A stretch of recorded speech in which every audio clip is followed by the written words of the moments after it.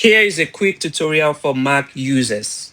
If you're trying to export your PowerPoint slides from your instructor notes, but the notes disappear when you save as PDF, here is the fastest way to fix it.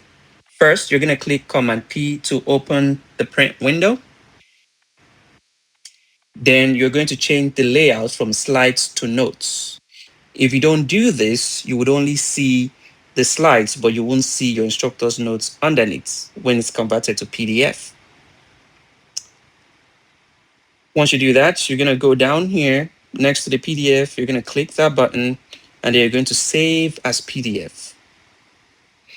Then you can change the save as to whatever you want. In this case, I'm using complications.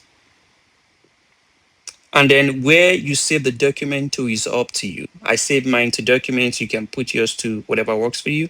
You click save and that's it. These saved me a lot of time studying and I hope that helps you.